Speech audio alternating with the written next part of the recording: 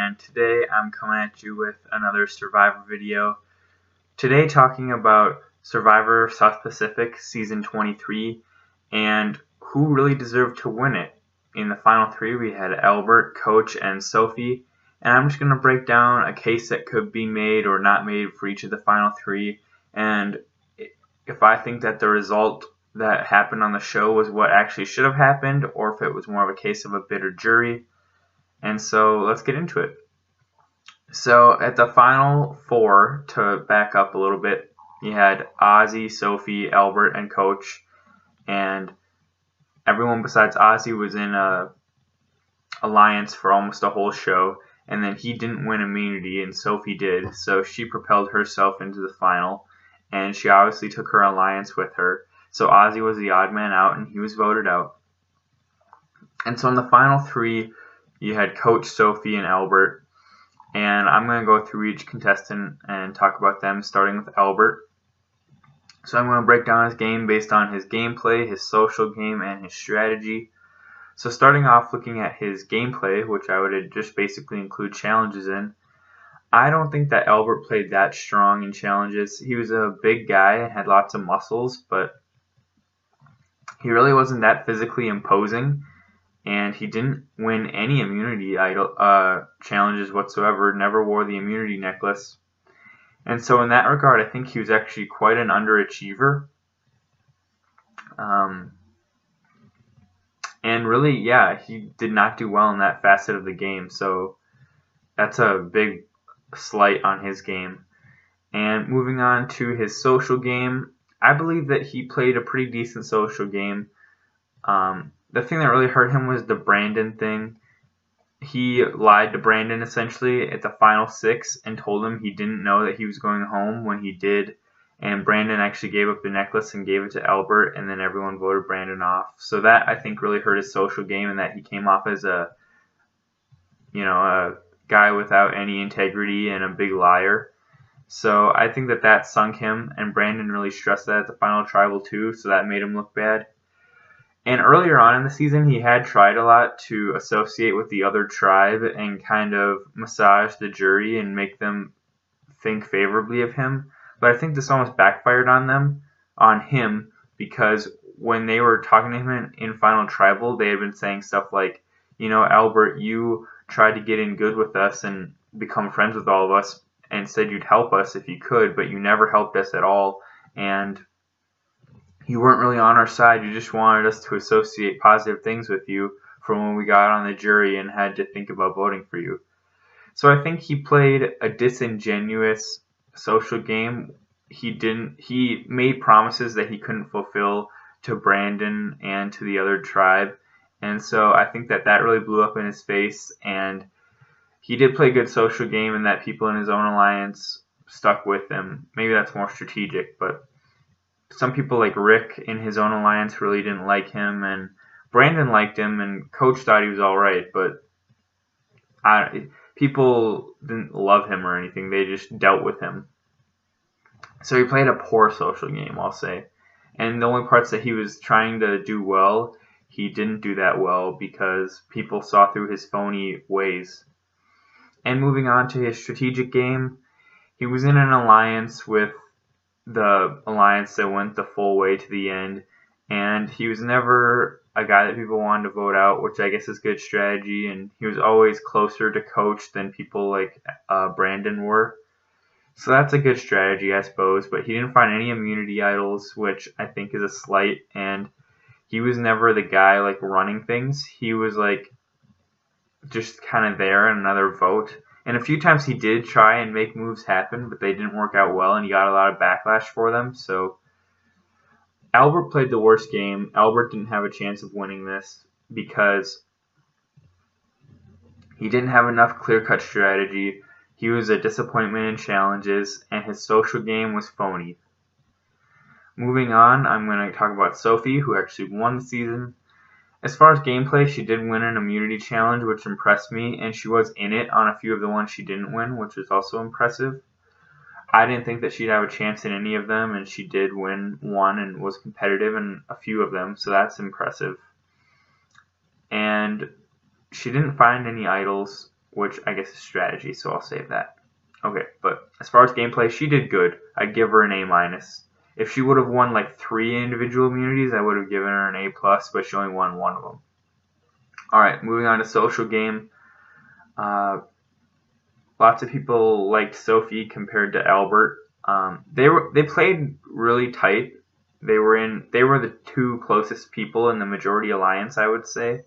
As far as strategy and social game, they talked to each other the most. But she didn't do all the phony promises that Albert did, which almost helped her in the long run, I would say, because then the jury didn't think of her as a fake. And, you know, she went along with the whole social game of doing all the praying and stuff with Coach and everybody, which I think benefited her, but she was also saying at the time how she didn't like the whole idea of all the praying stuff, which I get, because it seemed like a very deceptive way to get people onto their side. But, you know, she kind of just went with the flow, which I think in this season, with some big personalities and a lot of people who were getting really hurt by the results of the game, that was maybe a good idea, playing somewhat under the radar. And then as far as strategy, she was in the majority alliance, and as I explained in another video describing the different types of winners in different seasons, she was at what I would call the interior of the alliance, where she was never the one who people were targeting, so she was never really in trouble of going home. And so that's why she got to the end, not because she found any immunity idols or anything. And her real benefit to her game was that she had no blood on her hands, in that a lot of people blamed all of the blindsides on Coach or Albert in the case of Brandon. And so Sophie really came off looking like a good person at the end because she hadn't been in charge of all the blindsides. So that's what I think of Sophie. I think she played a decent game. Overall, I'd give her about a B, but I don't think that she deserved to win this season. And now getting on to the guy who I do think deserved to win, but lost in the final vote 6-3, is Coach. Coach played decent in challenges, starting off with gameplay. He was competitive in a few, and he won 1, and that's impressive. Maybe he won 2 even, but, you know, not dominant. So, like I'd give him a good rating as far as challenges, but not great. Moving on to social game, he really excelled. He was just on top of everybody in this category, just above and beyond what anybody else could put forward. Everyone really got along with him. He didn't associate a ton with the other tribe, but they all respected him, and he treated everyone fairly.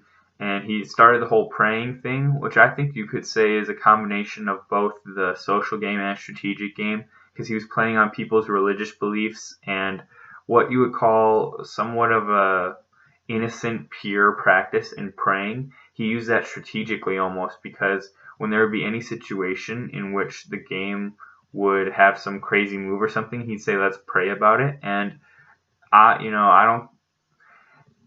don't think that religion is a bad thing whatsoever, but I think that in a situation like Survivor, you can use your religious beliefs and that common link between you and other people to manipulate other people. And I think that Coach unintentionally did this. You know, I think that he has good intentions when he wanted to pray and that type of stuff, but I think that to the jury it came off badly because people thought he was using Christianity as a way to manipulate others, which is unfortunate because I don't think that that was his intent, but it's just the way it came off. Moving on from that, I'm going to go on to his strategy. I think that Coach did have really good strategy. Something that is underrated about his game is that every single person that he was in line with, including Cochran, so out of the last 7, every single one of those people thought that they were with Coach to the end.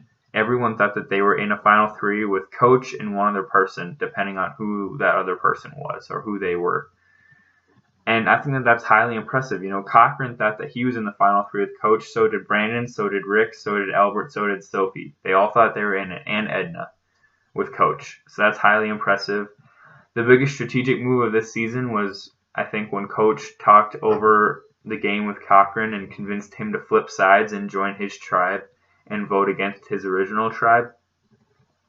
Very impressive. You know, he has a really good way with words. He's a lot more intelligent than people give him credit for because he's done some stupid stuff on the show before. But really good move by Coach. And I think that the only problem with his strategic game was that because everyone made the assumption that they were with him, at the end of the game, a lot of people had felt betrayed by him, like Brandon and Edna and Cochran and Rick, who all didn't make the final three, and even Ozzy a little bit, because Coach had made a promise to him about taking him to the final three. They had all felt betrayed because they assumed that they were in the final three with Coach, and Coach had at one point or another given them that impression that he'd be good with that. And I guess, you know, so that was sort of a double-edged sword. It was both a strength of his and a weakness in that he did a good job of securing that he got to the end because everyone wanted to go to the end with him, but the jury did not like him because he had made all these promises that he could not hold up.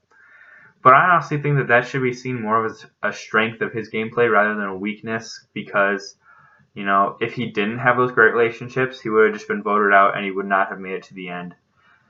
So if there's a way for him to improve his game, I think it's that when people would throw out, oh, I want to go to the final three with you, I think instead of confirming that and maybe making a guarantee or a promise about it, he should have just said something more along the lines of like, yeah, that sounds good, but not confirmed what they were saying, because then people would say, you promised and stuff like that, and that really was held against him when push came to shove. But ultimately, I think the reason that Coach did not win this season is because of a phenomenon that only this game of Survivor has, which is what would be known as the bitter jury. When jury members are upset with how the game played out or how they were voted out or who made it to the end, they basically vote for the person that doesn't deserve to win just to spite the person that does deserve to win because they don't like how they got to the end or how the people on the jury were put on the jury. So I think that Coach is a really strong example of this in that I think that when you compare him to Sophie, he played better than her in basically every facet of the game, yet she was rewarded with the winnings basically because Coach had unintentionally broken more promises, which I think he didn't even realize at the time. But, you know, the bitter jury is a thing that I want to do another video on separately and talk about some of the winners who have had to face the bitter jury and have had bad results as a result of the jury just being bitter and not being fair about who they vote for. But yeah, that's all I got for today, guys. I think that Coach deserved to win Survivor South Pacific. He was the runner-up. I think that Albert definitely did not deserve to win. As far as Sophie, she played an average game, and you know, if somebody else would have been in the final, maybe if the final would have been Albert, Sophie, and Rick, Sophie would have won. But because it was Coach, I think that Coach was robbed, and he should be a Survivor winner at this point. Alright guys, that's it. I hope you enjoyed the video, and I'll see you next time. Bye.